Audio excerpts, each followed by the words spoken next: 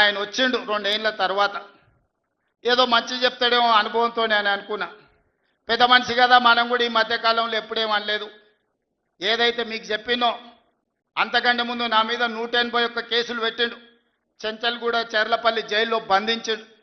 ఎన్నో రకాలుగా సతాయించిండు. నన్నే కాదు నా కుటుంబాన్ని కూడా పట్టి పీడించిండు. కానీ బాధ్యత వచ్చినాక ఆలోచన చేసిన, నా కోపాన్ని నా బాధను దృష్టిలో పెట్టుకొని ఇవాళ పగ సాధించే కార్యక్రమాలు మొదలు పెడితే ఆయన పై వలగొట్టే పని పెడితే రాష్ట్రానికి నష్టం జరుగుతుందని తూవాన్ పాపన వాడు పోతాడు, పోని మనం మంచి పని చేయాలి. దేవుడు శిక్ష ఇచ్చిండు.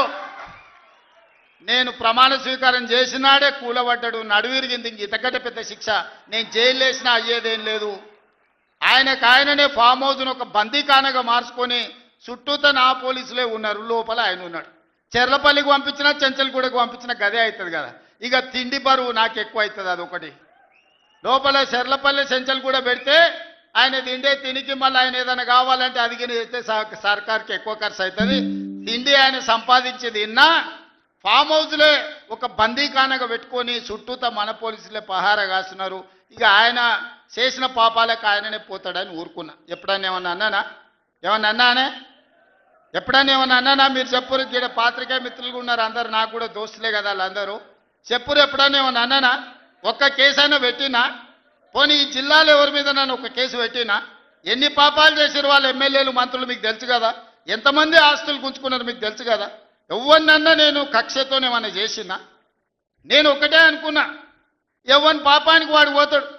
మనం చూసినా చూడకపోయినా పైన దేవుడు ఉన్నాడు, పైనుంచి కిందికి చూస్తూనే ఉంటాడు. ఎవరిని లెక్క వానికి రాస్తూనే ఉంటాడు, ఎవరిని మిత్తి వానికి చెల్లిస్తూనే ఉంటాడని. ఆ మిత్తిలో భాగంగానే నేను ప్రమాణ స్వీకారం చేయడానికి పోయిన రోజే మంచం మీద నుంచి బోర్ల పడి మక్కెలు ఇరిగి మూలకు పడ్డాడు. ఇక ఆయన నిన్నొచ్చి పెద్ద మనిషిలాగా మంచి చెప్తాడేమో అనుకున్నా. తోలు తీస్తా అని అన్నాడు. తోలు తీస్తాడంటేనే ఇక నేను చెప్పదలుచుకున్నా, అయ్యేగా నా సంగతి వదులు కానీ మా సర్పంచులు వచ్చిండ్రు, రా ఏ తోలు తీస్తావురా? నీ తోలు తీసుడు కాదు, నిన్ను చీరి చింత కట్టి చింత మడకల ఏలాడేసి కొడతారో లేదో మా సర్పంచులు, రా కొడంగల్కి వస్తావా లేకపోతే మమ్మల్ని చింతమడకకు రమ్మంటావా? మా సర్పంచులను దోల్తా. సోయిలేని మాటలు, స్థాయి లేని విమర్శలు. ఒక్కటన్నా అక్కడికి వచ్చే మాట మాట్లాడిండా? 10 ఏళ్ళు నువ్వు పూర్తి చేస్తే, 10 ఏళ్ళు ఎస్ఎల్బి పూర్తి చేస్తే నల్గొండకు 4 లక్షల ఎకరాలకు నీళ్లు వచ్చేది. 10 ఏళ్ళు పాలమూరు రంగారెడ్డి పూర్తి చేస్తే పాలమూరు జిల్లాలో 10 లక్షల ఎకరాలకు వచ్చేది. కల్వకుర్తి పూర్తి చేస్తే 3.5 లక్షలకు వచ్చేది. భీమా పూర్తి చేస్తే 2 లక్షలకు వచ్చేది. కోయిల్ సాగర్ లేకపోతే ఏది చేసినా, నెట్టంపాటు చేసినా, నా మక్తల్ నారాయణపేట కొడంగల్ పూర్తి చేస్తే 1.5 ఎకరాలకు మాకు నీళ్ళు వచ్చి ఇవాళ కందులు వండించి జొన్నలు వండించి కల్తీ కళ్ళు దాగి బతికే పరిస్థితి మాకెందుకు ఉంటుండే? మేము కూడా మీ లెక్కనే మంచిగా పంటలు వండించేటోళ్ళం, మంచి బట్టలు తొడుక్కునేటోళ్ళం. మేము కూడా మా పిల్లల్ని చదివించుకునేటోళ్ళం. 10 ఏళ్ళు పగబట్టి నారాయణపేట మక్తల్ ప్రాజెక్టును ఈనాడు పక్కన పెట్టి 69 జీవోను తుంగలో దొక్కితే ఊరూరు ఎత్తిపోతల పథకం కోసం మా కార్యకర్తలు, ఈ ప్రాంత రైతులు ధర్నాలు చేయలేదా? పార్టీలకు అతీతంగా 69 జీవో కోసం కొట్లాడలేదా? నీ సొమ్మె ఏం పోయిందా? మాకు నీళ్ళు ఇవ్వాలంటే నీకు ఇంత కడుపు నొప్పా? నువ్వు మళ్ళీ బయటకు వచ్చి ఇవాళ ఆయన తోలు తీస్తా అంటు. తోలు నాది కాదు కానీ ఆ షేక్పేటలో మటన్ కొట్టు మస్తాన్ ఉంటాడు. ఆయన రోజు మేకలను కోసి మండి నడుపుతుంటాడు. ఆయన చెప్పిన కేసీఆర్ ఖాళీగా ఉన్నాడంటనే తోలు తీస్తాడంట. నీ మటన్ కొట్టు మస్తాన్ దగ్గర ఇంత నౌకరీ ఇయ్యండ్రి, ఇంత బోటో కూరనో పోయేటప్పుడు ఈయన బొక్కనో. ఎందుకంటే కోసిన వాళ్ళకు మామూలుగా తోలు తలకాయలు ఇస్తాం కదా మనం ఇంటికాడ దసరా పండుగ అప్పుడు. అవునా? ఏం శివకుమార్ రెడ్డి, మన ఇళ్ళల్లో పండుగ పూట వచ్చి యాటను కోస్తే కాళ్ళు తలకాయ కోసినోనికి ఇస్తాం కదా. ఇక మటన్ కొట్టు మస్తాన్ కూడా చెప్పిన, ఆ కేసీఆర్ ఖాళీగా ఉన్నాడంటేనే 2 ఏళ్ళు ఫామ్ హౌస్లో ఏం చేస్తుండంటే తోలు తీసేది ప్రాక్టీస్ చేసిండంట. తోలు బాగా తీస్తాడంట. నీ మటన్ కొట్టులో ఈ తోలు తీస్తాడు, కాళ్ళు తలకాయలు మాత్రం ఉచితంగా సాయంత్రం పోతే దావతులో బోటిగిన ఏమైనా కొట్టుకొని సాయంత్రం 2 వేసేటప్పుడు తీసుకుంటాడేమో అని. 40 ఏళ్ళ అనుభవం అంటావు, రాష్ట్ర మంత్రి చేసిన అంటావు, కేంద్ర మంత్రి చేసిన అంటావు, 10 ఏళ్ళు ముఖ్యమంత్రిని చేసిన అంటావు, తెలంగాణ రాష్ట్రాన్ని సాధించిన అంటావు. నేను ఆడ ఫ్యూచర్ సిటీ కడుతున్నాను అంటే తొక్క తోలు. వాడెవడో వస్తాడంటే వంతారనా బొంతారనా ఇవనే ఒక మాజీ ముఖ్యమంత్రి స్థాయిలో మాట్లాడే మాటలు మాకు రావనుకుంటున్నావా? మర్యాద ఉండదని మేము మాట్లాడతలేం. మర్యాద ఉండదని ఇవన్నీ విషయాలు మేము మాట్లాడతలేం. కానీ మాట్లాడ మొదలు పెడితే నువ్వు కాదు కదా నడువుకు రాయి కట్టుకొని ఆడ ఉన్న మల్లన్న సాగర్లో దుంకి చచ్చిపోతావు. మల్లన్న సాగర్ కాకపోతే రంగనాయ సాగర్లో మెడకు తాడేసుకొని ఊరేసుకొని చచ్చిపోతావు. చంద్రశేఖర్ రావు గారు, నన్ను గెలకకు. నేను అన్నీ చూసిన. ఎక్కడి నుంచి వచ్చిన? నేను నల్లమల్ల అడవుల నుంచి వచ్చిన.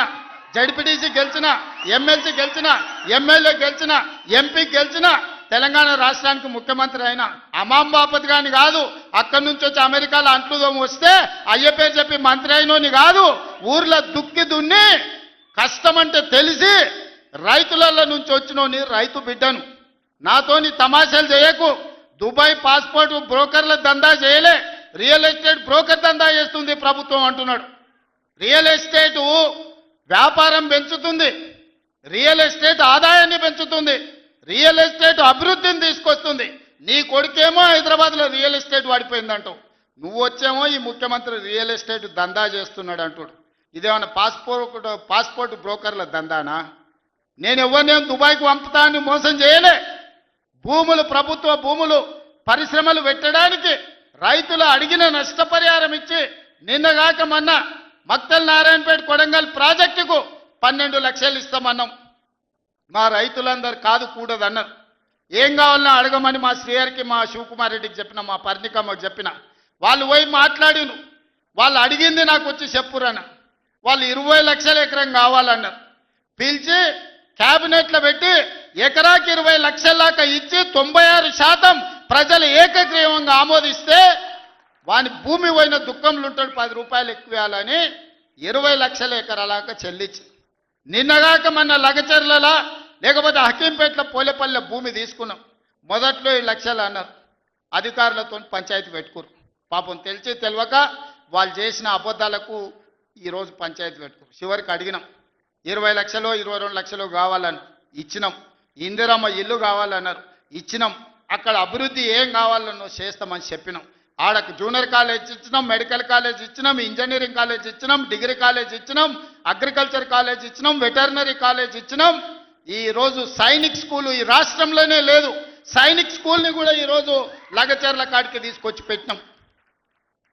ఇవాళ రాష్ట్రంలోనే ఒక ఆదర్శంగా 250 ఎకరాల ఒక ఎడ్యుకేషన్ హబ్ కడుతున్నాం.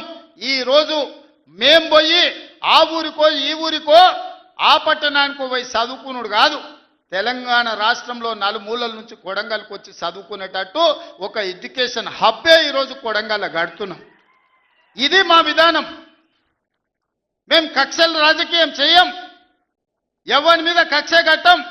ఎవరి పాపానికి వాడు పోతాడని దేవుడి మీద నమ్మకంతో కష్టాన్ని నమ్ముకున్నోళ్ళం. కొడంగల్ ప్రజలు రోజుకో 2 గంటలు ఎక్కువ పని చేసేటోళ్ళే కానీ ఎవరిని సొమ్ము ఆశించేటోళ్ళు కాదు. ఎవరి గురించి మేము ఆలోచన చేయం. మా పని మేము చేసుకుంటాం. కానీ మా పని మేము చేస్తుంటే కూడా కాళ్ళలో కట్టె పెట్టిర్రు అనుకో, ఇక మా సంగతి అయితే చూపుతామయ్యా. ఏమంటారు? అంతేనా? అంతేనా? 2 ఏళ్ళు ఏమన్నా అన్నానా?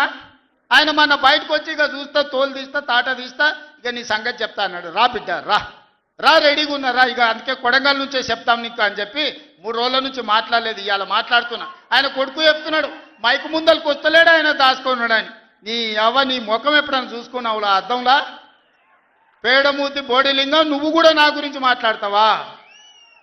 నీవెంత, నీ స్థాయి ఎంత? అయ్య పేరు చెప్పి బతికేటోనివి నువ్వు. ఆంధ్రలో గుంటూరులో గుడివారిలో చదువుకున్న నువ్వు, నీకేం తెలుసు తెలంగాణ గురించి, మా పౌరుషం గురించి? నువ్వు కాదు, మొత్తం నీ జాతినంతా తెచ్చుకో. ఎట్లా తెచ్చుకుంటావు? ఏడికి రావాలనో చెప్పు. మా ఊరు అన్నారా? మేమన్నా మీ ఊరికి వస్తాం. ఎవడు భయపడుతుండో సంగతి తేలుస్తా. వెనకటికోసారి చెప్పిన గిట్లనే గజ్వేల్కి వచ్చి చూడు అని చెప్పిన. గజ్వేల్కి వస్తా బిడ్డ, నీ నెత్తి మీద కాలు పెట్టి తొక్కుతా అని. గజ్వేల్కి లక్షలాది మంది కార్యకర్తలతో పోయినాం.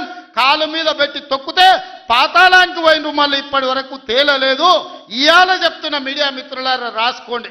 2029 ఎన్నికల్లో 2/3 మెజారిటీ మన సీట్లు ఒకవేళ 119 ఉంటే 80కి పైగా సీట్లతోని 2029లో మా ప్రభుత్వం ఏర్పాటైంది. ఒకవేళ 153 సీట్లయితే 100 పైగా సీట్లతోని 2/3 మెజార్టీతోని తెలంగాణలో రెండోసారి కాంగ్రెస్ ప్రభుత్వాన్ని తెస్తాం. ఇది మా సవాల్.